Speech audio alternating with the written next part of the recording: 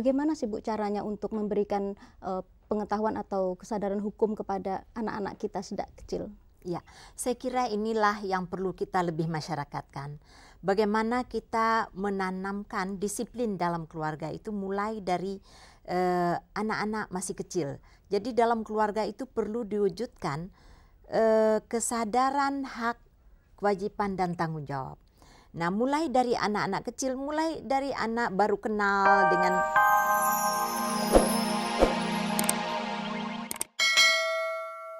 Nah, ini yang saya katakan orang lalai dan lupa. Dan inilah bagaimana kita perlu mendisiplin diri. Dan kalau kita kaitkan dengan ajaran agama, kita melihat bahwa dalam Islam itu ada salah satu kewajiban kita itu adalah berpuasa. Berpuasa itu adalah salah satu segi di mana seorang itu berusaha mendisiplin diri. Disiplin bisa dipercaya. Itu adalah latihan yang selalu kita lakukan. Setiap tahun kita dilatih untuk dapat diamalkan. Jadi kalau orang Islam mestinya dimanapun dia berada, dia harus dapat dipercaya.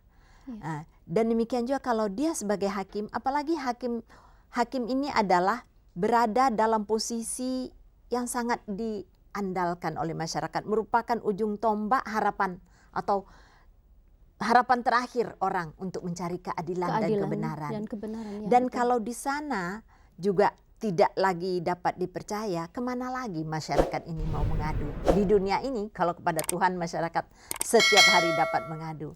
Tetapi di dunia ini orang untuk menguji kebenaran dan keadilan sangat mengharapkan supaya peran daripada pengadilan kita itu benar-benar dapat ditegakkan secara jujur, secara sungguh-sungguh, dan seluruh aparat penegak hukum termasuk jaksanya, termasuk hakimnya, termasuk advokatnya, benar-benar hendaknya memahami amanat, dapat dipercaya, dapat melakukan segala sesuatu itu sejujur-jujurnya.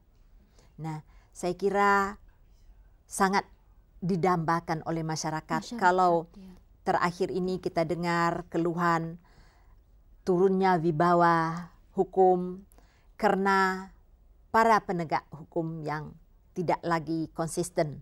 Maka kita sangat menghimbau sekali, marilah terutama yang menganut ajaran agama secara baik. Saya kira ajaran agama manapun juga mengajarkan orang untuk bertindak jujur.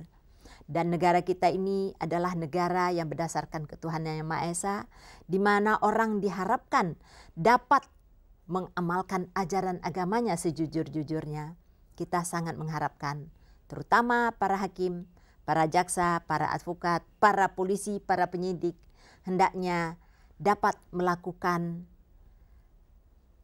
tugas-tugasnya secara jujur dan secara benar. Ibu, saya sangat terharu bila seorang pemimpin mau mengatakan dalam bahasa kita amar ma'ruf nahi mungkar, ya Bu. Benar, persis. Sungguh sebuah perjuangan yang amat berat, Bu, ya, di tengah erosi mental seperti yang ada sekarang ini. Saya sungguh sangat hormat kepada pendapat Ibu.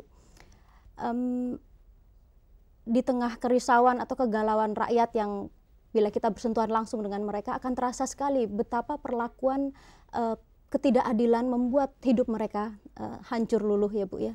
Jadi alhamdulillah kalau Ibu betul-betul dengan sangat vokal menghimbau kepada seluruh aparat keamanan, insya Allah kita semua dapat tergerak, Bu, ya.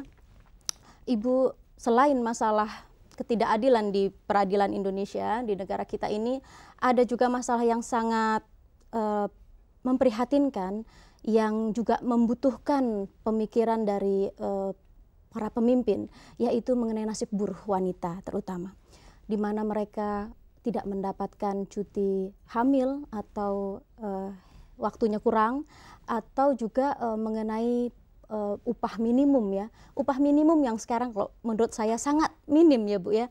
Apakah perhatian atau langkah-langkah apa yang telah dilakukan oleh Dewan untuk menghimbau pemerintah dalam membela nasib mereka ini, Bu? Kalau kita beranjak dari perundang-undangan kita, sebetulnya perundang-undangan kita itu sudah memadai. Saya memulai dengan hak dari wanita. Wanita, undang-undang, kembali lagi pada Undang-Undang Dasar mengatakan bahwa setiap orang mempunyai hak untuk mendapatkan pekerjaan dan penghasilan yang sesuai dengan kemanusiaan gitu ya. Itu sudah dikemukakan Undang-Undang Dasar. Kemudian dalam Undang-Undang tentang perburuhan juga dikatakan wanita-wanita kita itu juga yang namanya buruh atau tenaga kerja itu adalah setiap orang, baik pria atau wanita, dapat melakukan pekerjaan, baik dia ada keterikatan dengan orang lain sebagai tenaga kerja pada orang lain atau menciptakan kerja sendiri. Nah, untuk wanita juga dijamin kodratnya. Jangan sampai kodrat wanita itu lalu hancur luluh karena bekerja. Nah, kadang-kadang orang salah mengartikan kodrat. Orang mengatakan kodrat itu ya mencuci piring di rumah, nyapu rumah, itu kodrat. Itu bukan kodrat. Kodrat wanita itu adalah melahirkan. Itu kodrat anugerah daripada Allah Subhanahu wa taala kepada wanita untuk melahirkan dan menyusui.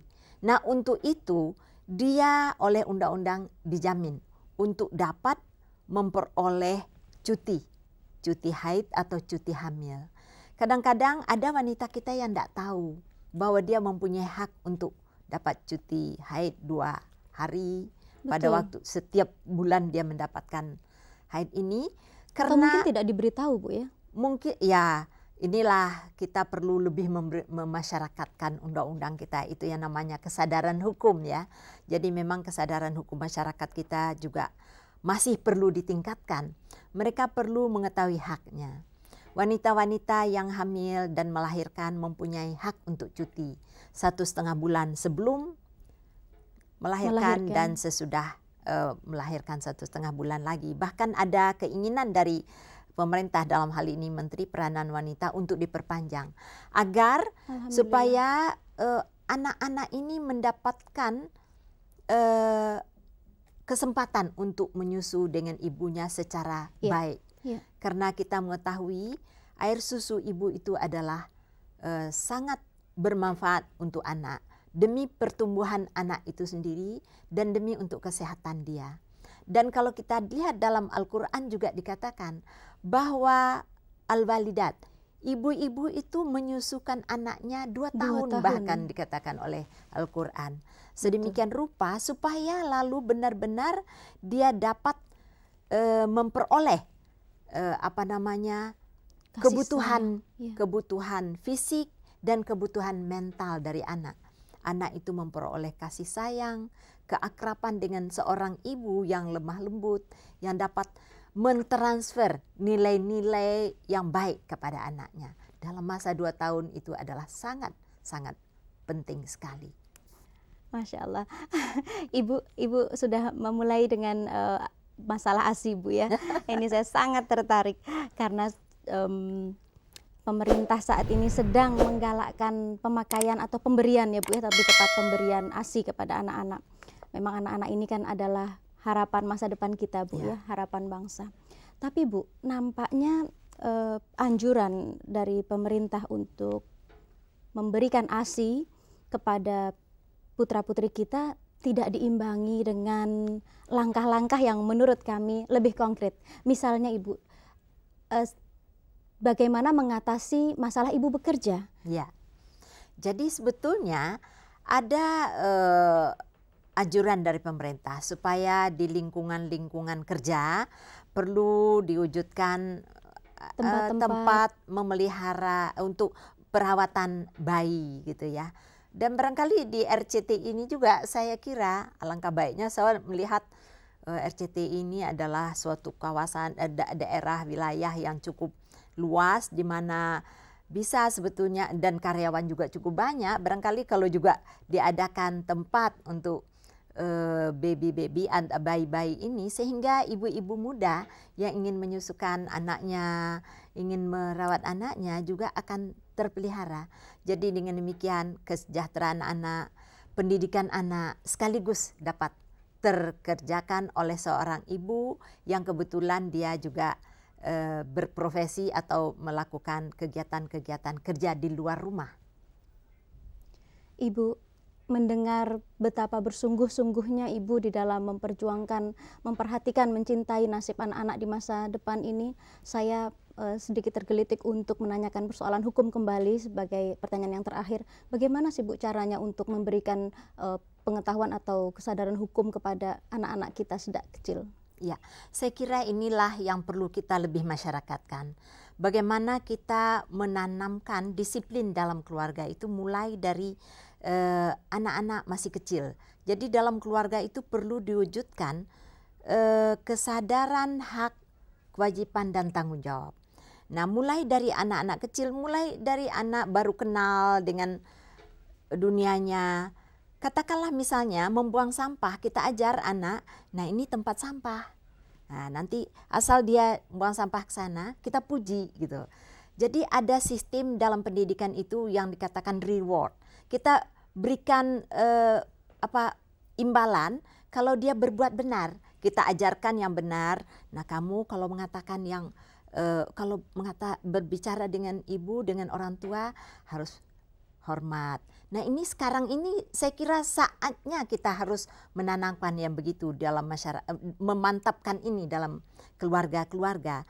Dan dengan reward atau dengan pujian, dengan hadiah, kalau dia pulang sekolah, taruh dulu buku baik-baik, kemudian baru dia mau main lagi. Atau pada jam belajar, dia belajar, kita matikan TV dulu, jangan dia lalu menghabiskan waktu di depan TV. Ini perlu didorong sehingga dia tahu ada saat untuk belajar, ngerti disiplin lah. Ya. Dan itu perlu ditanamkan di dalam keluarga kita dan mendorong anak ini antara lain ialah dengan memberikan pujian, memberikan hadiah. Misalnya kalau dia dapat angka baik, diberikan hadiah. Hadiah itu tidak perlu selalu materi, tetapi juga dalam bentuk-bentuk lain. Iya. Nah, dengan selalu ditanamkan di dalam keluarga kita itu bagaimana, apa yang patut, apa yang tidak patut, atau apa yang harus dia lakukan, apa yang tidak boleh dia lakukan. Nah, insya Allah kebiasaan yang dilakukan dalam rumah tangga ini menjadi kebiasaan dalam kehidupan sehari-hari setelah dia menjadi dewasa, menjadi anggota masyarakat, apalagi atau bila menjadi pemimpin. Apalagi dia jadi pemimpin. Baik, jadi inilah saya kira memang ajaran agama selalu mengajarkan, terutama sekarang ini dengan derasnya arus informasi ke negara kita dari luar karena memang globalisasi informasi, komunikasi dan lain-lain ini. Kalau kita tidak benar-benar dalam keluarga memantapkan diri terhadap nilai-nilai yang memang baik yang perlu ditanamkan, kita akan kehilangan. Dan kehilangan ini akan susah untuk sangat fatal akibatnya, Bu, ya. Dan sangat susah untuk ditarik kembali. Baiklah Ibu. Ibu kalau boleh saya katakan tidak salah Ibu dinamakan Aisyah. Ibu Aisyah era sekarang ini ya Bu. Alhamdulillah. Terima kasih. Terima kasih Bu atas bincang-bincang kita. Insya Allah bisa berjumpa lagi. Terima kasih. Pemirsa, demikianlah bincang-bincang kita dengan Ibu Aisyah Amini. Semoga kita dapat bertemu lagi dalam keadaan tetap sehat walafiat. Insya Allah. Wassalamualaikum warahmatullahi wabarakatuh.